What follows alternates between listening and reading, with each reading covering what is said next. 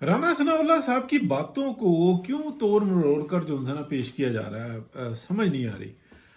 ایک تو بات یہ ہے کہ وہ سچ بول رہے ہیں اور بالکل وضاحت سے بتا رہے ہیں، تو اس میں برائی کیا ہے؟ دوسری بات یہ ہے کہ ایک اینٹی اسٹیبلشمنٹ بیانیہ جو ہے یا جو ایک جد و جہد ہے، اس کے لیے تو پی ایم ایل این آج بھی کھڑی ہوئی ہے، ڈٹی ہوئی ہے۔ لیکن جو اسٹیبلشمنٹ کی جو سرکردہ جو لوگ ہیں یا اسٹیبلشمنٹ خود بھی جن کو فرنٹ پر رکھتی ہے صرف اسٹیبلشمنٹ، وہ اگر اس وقت میں اتنے طاقت میں ہیں تو پھر جو عقل اور شعور کا جو تقاضا ہے، جو محب وطن ہونے کا تقاضا ہے، وہ تو یہ ہے کہ اس وقت میں آپ خاموش رہو یا اس حد تک بات کرو کہ یہ سلسلہ ٹوٹ نہ جائے، یعنی کہ کوئی ایسا نقصان نہ ہو جائے کہ جو ناقابل تلافی ہو۔ یعنی کہ ایک بالکل وضاحت کے ساتھ ہے، ایک ڈاکٹرائن آئی اور ڈاکٹرائن نے یہ ڈاکٹرائن کبھی رکی نہیں تھی، لیکن ایک خاص قسم کی آپ کہہ لیں باجوہ ڈاکٹرائن جو ہے وہ آئی اور اس نے ملک کو اس قدر نقصان دیا کہ ناقابل تلافی۔ اور تکلیف کی بات یہ ہے کہ وہ کرتے چلے گئے اور اس کے بعد کسی بھی قسم کا کسی کے خلاف کوئی ایکشن نہیں ہے۔ پھر 9 مئی ہو جاتا ہے، اس کے اندر بھی دیکھتے ہیں کہ کسی کے خلاف صرف ماں سوائے ایک نام دے دیے، اتنے بریگیڈیئر تھے، اتنے جنرل تھے، اتنے کرنل تھے، اتنے میجر تھے، بس اس طرح کی بات کر کے اور انہوں نے بات کو ختم کر دیا۔ یہ نہیں ہوتا اس طرح سے، اس سے جو ہے نا کرپشن بڑھتی ہے، اس سے برائیاں بڑھتی ہیں، اس سے جو ہے ادارے کی ساکھ بہت زیادہ متاثر ہوتی ہے۔ اس طریقے سے کوئی معاملات ٹھیک نہیں ہوتے۔ تو رانا صاحب جو بات کر رہے ہیں بالکل وہ تو وضاحت کے ساتھ ہے کہ سیاست کے اندر اسٹیبلشمنٹ کی، یعنی کہ اسٹیبلشمنٹ سے مراد یہ ہے فوج، عدالتیں، بیوروکریسی کی مداخلت نہیں چل سکتی۔ اس کے خلاف جو ہے نا وہ کھڑے ہوتے ہیں اور اس عوام کے حق میں وہ جدوجہد کرتے ہیں۔ یہی ایک اینٹی اسٹیبلشمنٹ بیانی ہے۔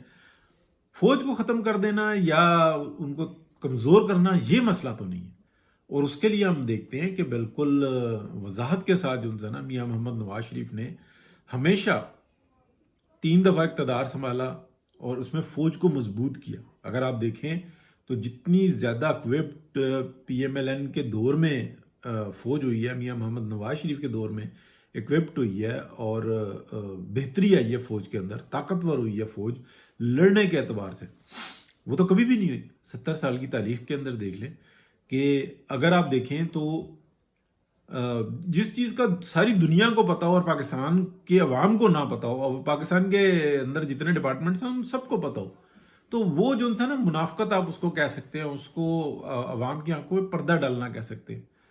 جو دیکھیں میری معلومات میں آتا ہے، میں اس طریقے سے شک میں بات رکھ کے، ورنہ کوئی اس کی اصلاح کرے، پاکستان کے جو F-16 ہیں امریکہ سے لیے ہوئے ہیں، یہ پاکستان کے دفاع کے لیے ہیں۔ پاکستان نے ان کو بارڈر سے باہر کسی کے اوپر اٹیک کرنے میں استعمال نہیں کر سکتا، یہ میری معلومات میں۔ جب مزید لینے کی بات آ رہی تھی، میاں محمد نواز شریف کا دور تھا، تو میاں محمد نواز شریف نے کہا نہیں، ہم نے مزید F-16 نہیں لینے۔ اس کے اندر اگر میں یہ بات کہوں کہ کسی کو اپنی کمیشن کی پڑی ہوئی تھی یا معاملات کچھ ایسے تھے جو وہ کمیشن دے دیتے ہیں کسی اور طرح سے دے دیتے ہیں کہ بعد میں لیکچر دے دیا جی یہ ہو گیا جی وہ ہو گیا جی، بچوں کو اکوموڈیٹ کر دیا، نہ، یہ چیزیں بہت اہم ہوتی ہیں۔ اس طرح کی کوئی بات میں نہیں کر رہا، لیکن ہوتی ہیں۔ اچھا، میاں صاحب نے کہا کہ نہیں، ہم اپنا جہاز بنائیں گے، چائنا کے اشتراک سے بنائیں گے، پھر JF-17 تھنڈر بنا اور اس سے بزنس جو ہے نا اس کے اعتبار سے بھی اس کو آگے بڑھایا گیا۔ لیکن بدقسمتی یہ کہ اس پروجیکٹ کو بھی روکا گیا۔ اگر میاں نواز شریف کا دور کنٹینیو رہتا، جمہوریت کنٹینیو رہتی، تو یہ پروجیکٹ اس وقت میں دنیا کے بڑے پروجیکٹس میں جا چکا ہوتا ہے۔ صرف یہ JF-17 تھنڈر تک یا اتنی تعداد، یعنی کہ اس کا جو کچھ حصہ ہے وہ پاکستان بنا رہا ہے، یہ معاملات اور آگے بڑھ گئے ہوتے۔ اس سے کتنی فوج مضبوط ہوئی ہے یہ ہمارے سامنے موجود ہے۔ اگر ہم دیکھیں تو جتنے پارٹس ہیں، بہت ساری پاکستان جو ہے نا چیزیں ایکسپورٹ کرتا ہے، اس کے اندر کتنی تیزی سے ترقی آ رہی تھی۔ یہ تمام کام جو ہے نا میاں محمد نواز شریف کے دور میں ہوئے ہیں۔ کیا اس سے فوج مضبوط ہوئی ہے؟ تو فوج تو مضبوط ہوئی ہے، لیکن جو اینٹی اسٹیبلشمنٹ جو جد و جہد ہے وہ یہ ہے کہ फौज सियासत के अंदर मुदाखलत ना करे कि डॉक्ट्राइन आईजी आइन और कानून तो बढ़ गया और अब जो है ना डॉक्ट्राइन चलेगी, और ये सब कुछ करके दिखाया। फिर उसके बाद जो है ना जो पीछे आने वाले होते हैं, यानी कि उनके अंदर भी ये होता है कि नहीं हमारा चीफ है और हमारी फौज है, इन्होंने जो मुल्क की बर्बादी करनी थी कर दी, लेकिन हम कोई इनके ऊपर आंच भी नहीं आने देंगे, और हम न्यूट्रल हो गए।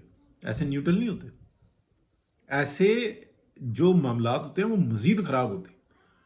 जनरल फैज के बारे में एक बात, दूसरी बात, तीसरी बात, घेरा तंग हो गया, फलाना हो गया, केस निकला है, किसी का कुछ नहीं बिगड़ने दे रहे, मां सिवाय तिफल तसलियों के। बच्चों को तो तसलियां दे देते ना, बस बस बस बस अभी कर रहे हैं देख रहे हैं, इसके अलावा तो कुछ भी नहीं नजर आ रहा। तो ये जो राणा सनाउल्लाह साहब की बात है, उसको जो मीडिया जिस तरीके से इंटरप्रेट कर रहा है, मैं मुनीफ फारूक साहब का जो व्लॉग है वो मैं देखता हूँ बड़े गौर से, बहुत अच्छा होता है। कयूम सिद्दीकी साहब का बहुत अच्छा होता है। हमाद हसन साहब आजकल बहुत उसमें एक्सीलेंट इंफॉर्मेशन दे रहे हैं। फिर इसके अलावा जो है ना बड़े, यानी कि आप कह लें कि अच्छे अच्छे व्लॉगर्स हैं जो मालूमात देते हैं। सईद चौधरी साहब एक्सीलेंट व्लॉग होता है, एक्सीलेंट, उनका बात करने का अंदाज मुनीफ फारूक का और है और सईद चौधरी साहब का और है, लेकिन दोनों के व्लॉग्स एक से बढ़कर एक होते हैं। यानी कि आप कह लें कि सईद चौधरी साहब का तो मालूमात का जो है ना पूरा गुलदस्ता ही होता है। तो अगर आप देखें तो इसके अंदर बिल्कुल वजाहत के साथ नजर आता है। लेकिन मुनीफ फारूक साहब ने भी कहा कि राणा सनाउल्लाह को चाहिए यूं कर दे भैया, आप फिर सियासत संभाल लो और यूं कर दो, सैक कर दें जी उसको, फिर यूं कर दें जी, यानी कि अपने गले में फंदा डालें और झूल लें, और उसमें अगलों को भी कोई एतराज नहीं होता। फिर आगे सिस्टम कौन चलाएगा? यानी कि ये बातें जो उनसी है ना बड़ी गैर मामूली हो गई हैं। अफसोस होता है कि यार ऐसी बातें करनी नहीं चाहिए, लेकिन करते हैं लोग, क्या करें। और बड़े सीनियर जो है ना साफी करते, एक आम इंसान जो इंसान है वो इस वक्त के अंदर वो इस बात को नहीं समझ पा रहा कि पाकिस्तान के खिलाफ कितनी बड़ी साजिश हुई। हम समझते हैं कि शायद ये हुकूमत बन गई है, शहबाज शरीफ साहब को फ्रंट पे रख दिया है, इससे मामलात, हाँ जिस तरीके से बर्बादी हो रही थी उससे थोड़ी सी कमी वाक़या हुई है। यानी कि एक इंसान का ऑपरेशन चल रहा हो और उसकी सांसें टूटना शुरू हो जाए और डॉक्टर्स ये तय कर लें कि फिलहाल इसको लपेटो, यानी कि इसको स्टिचिंग करो, इसका जो मर्ज है ना उसको दूर करने के लिए, यानी कि उसका जो कैंसर है उसको निकालने के लिए हम इसको फिलहाल अंदर ही छोड़ते हैं कुछ हिस्सा, और बाकी इसको जो है ना जान बचा लेते हैं ताकि ये सेहत पकड़े, फिर दूसरी दफा हम ऑपरेशन कर लेंगे, क्योंकि ये तो खत्म हो रहा है। तो इस वक्त में जो रेस्क्यू गवर्नमेंट है ना वो इस तरीके की है, उसके अंदर वजीर आजम से भी इख्तलाफ है, बाकियों से भी इख्तलाफ है। फिर यानी कि आप ये समझ लें, इसका निचोड़ में आपको बताऊं कि जो हालात बने हुए उसका एक अच्छा पहलू, जितनी अच्छाई होगी ना, जितनी अच्छाई होगी उस वो मियां मोहम्मद नवाज शरीफ की मरहून मिन्नत होगी, और उसके बाद PMLN की मरहून मिन्नत होगी, शहबाज शरीफ साहब की नहीं, जहन में रखना। हाँ मजमूए के अंदर वो भी आ जाते हैं।